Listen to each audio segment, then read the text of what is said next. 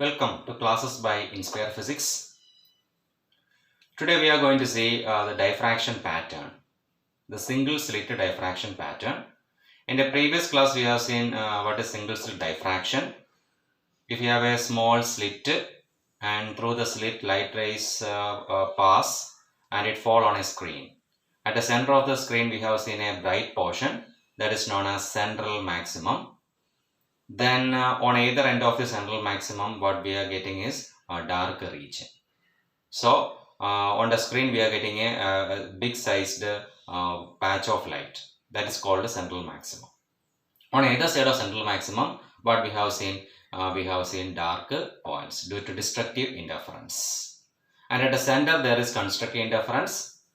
And at the point on either side of the bright point, we are seeing dark point due to the destructive interference. Now we will see, actually when we conduct such an experiment, what we see on the screen. We can see alternate dark and bright bands, as we have seen in interference fringe.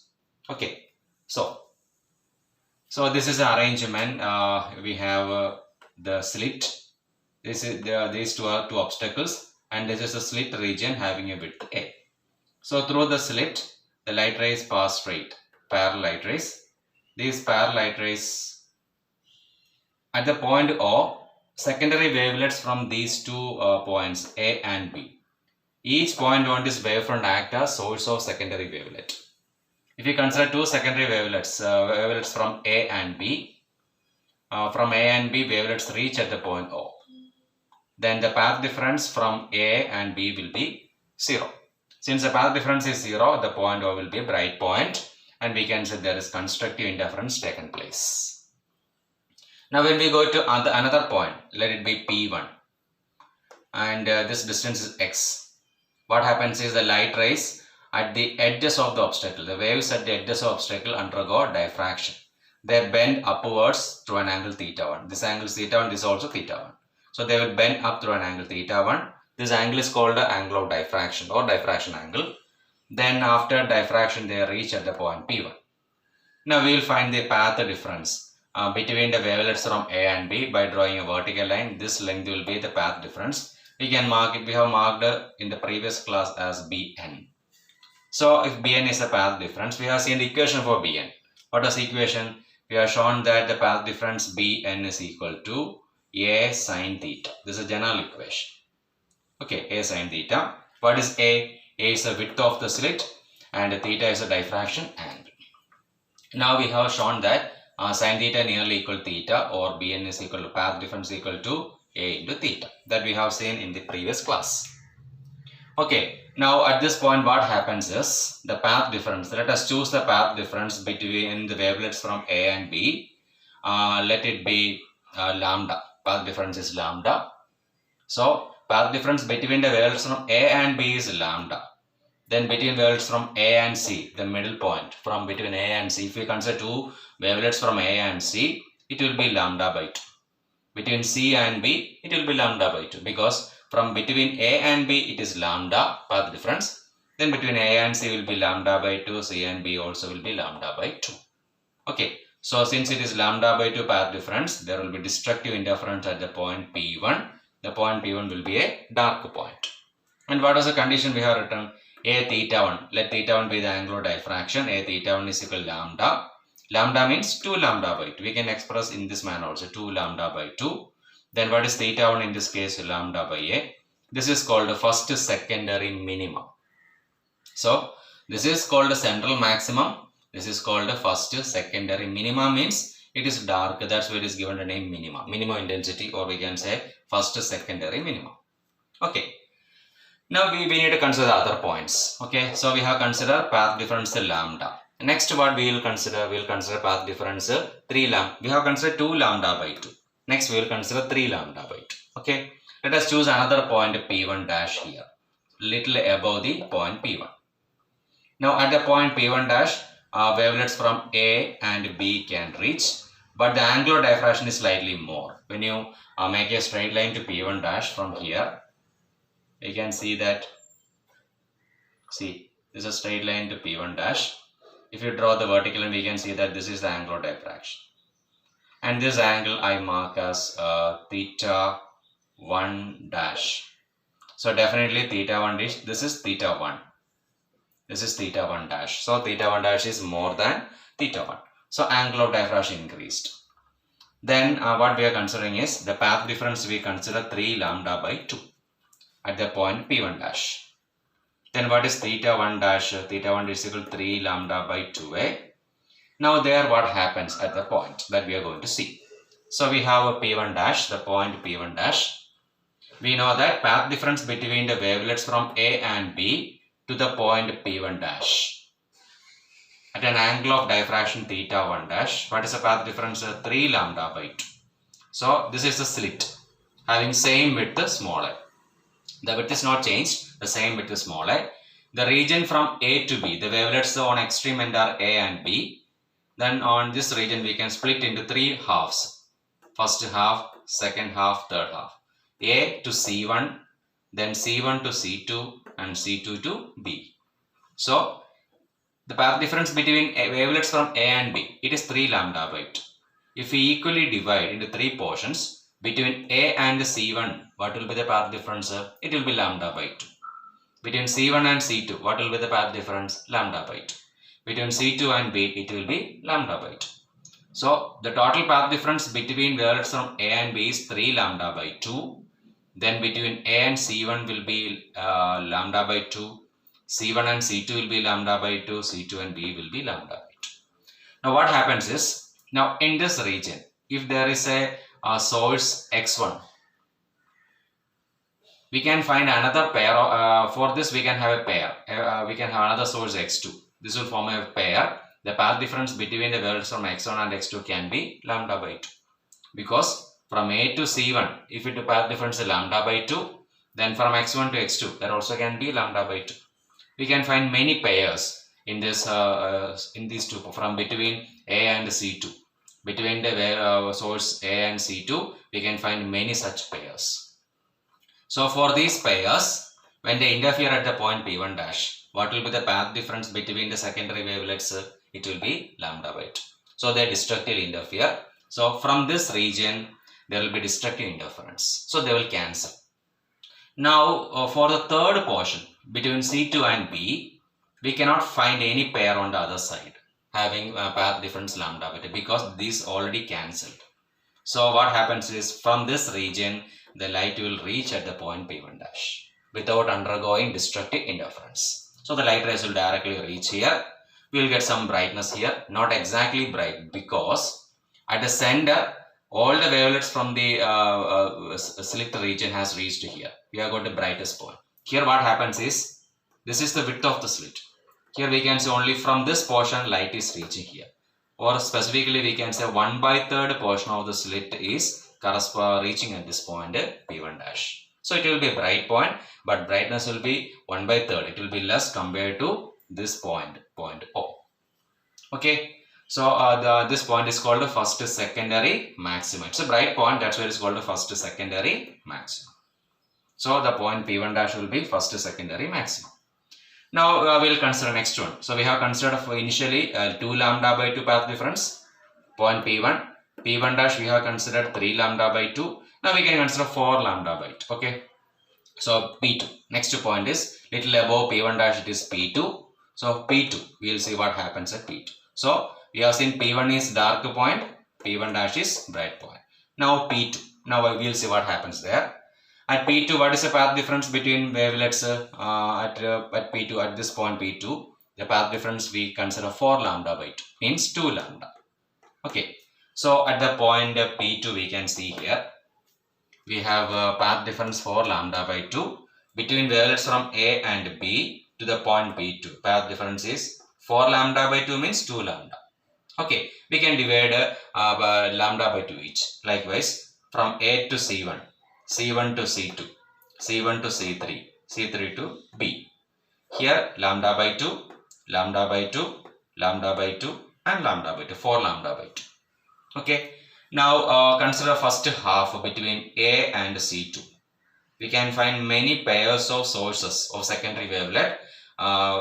These sources will produce secondary wavelet at point P2. These pairs, from these pairs, path difference will be lambda by 2. Definitely, as we have seen here.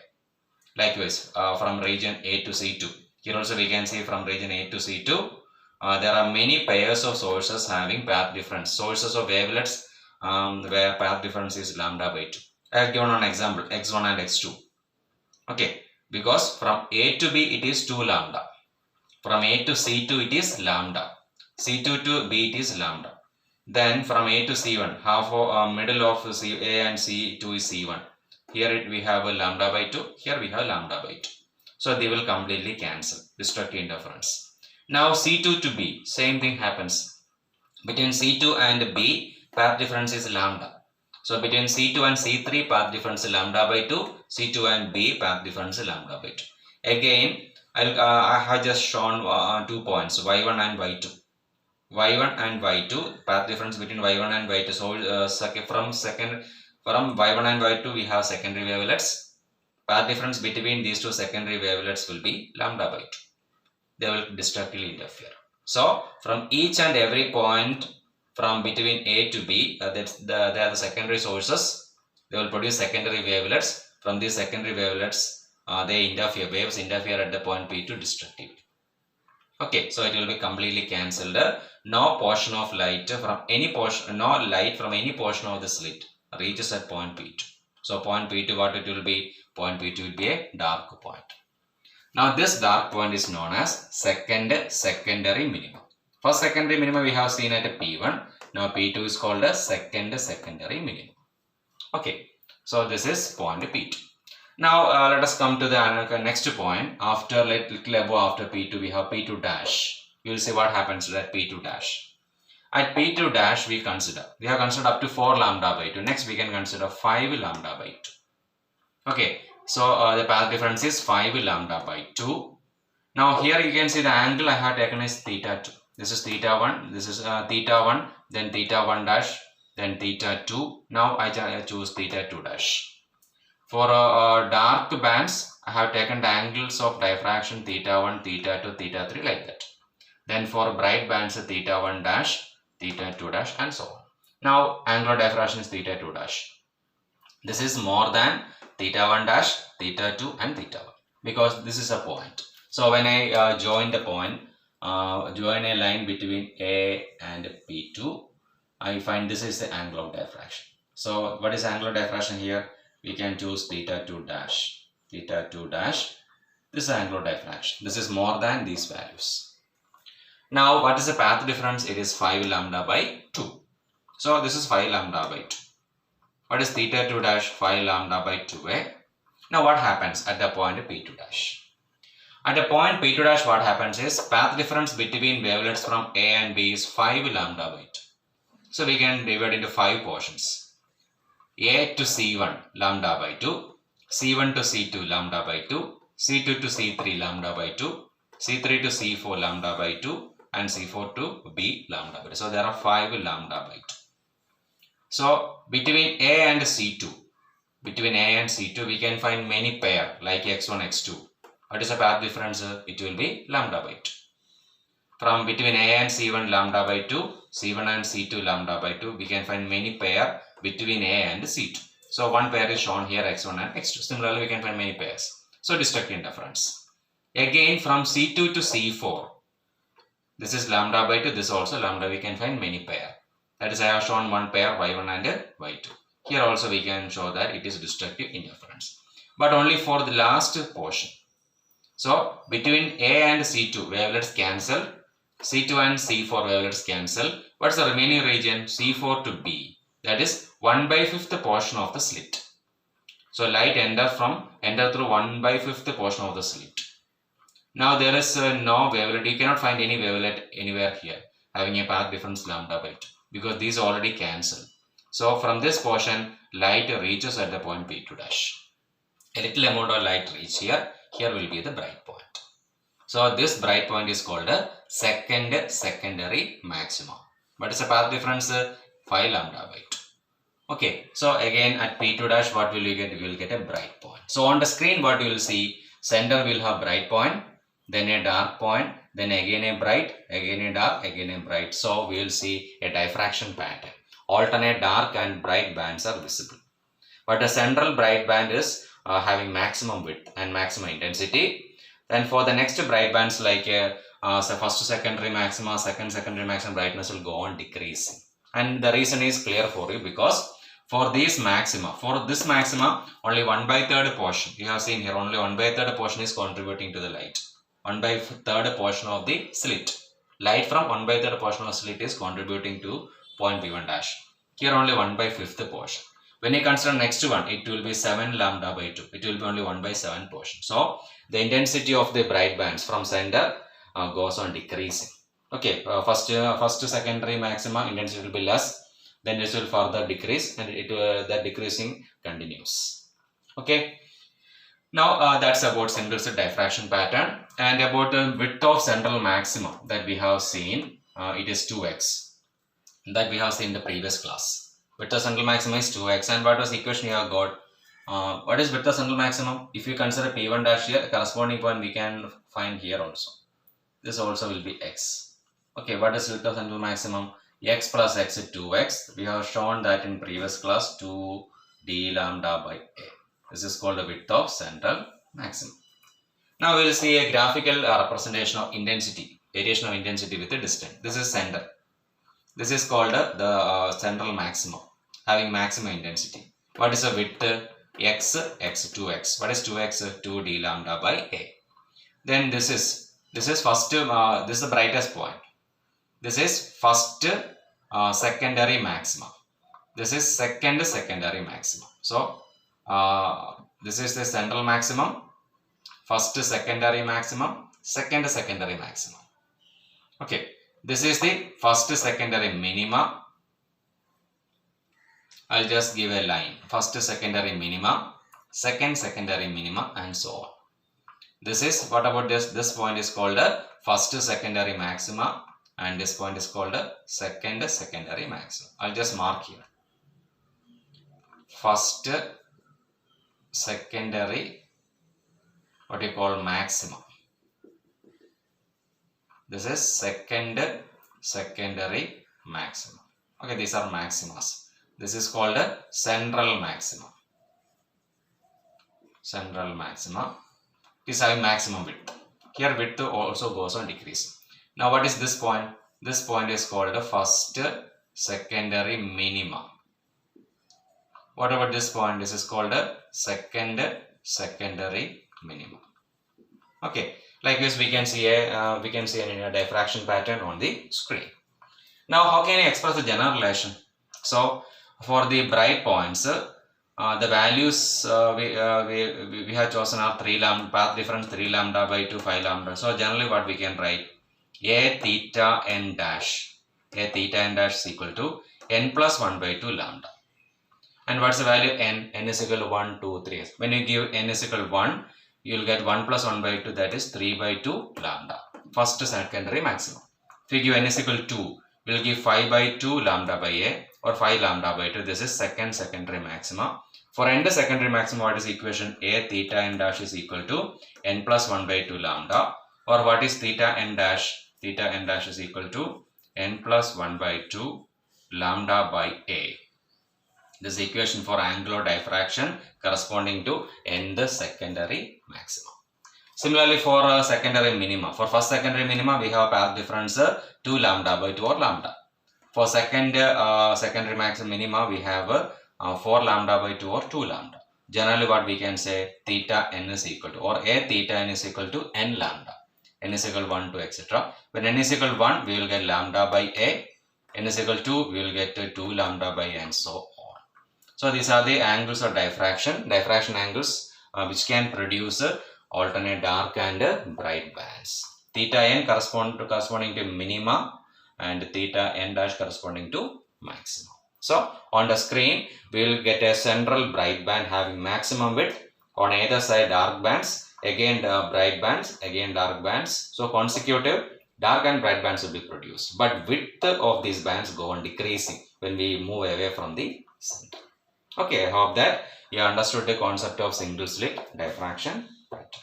Okay, thank you.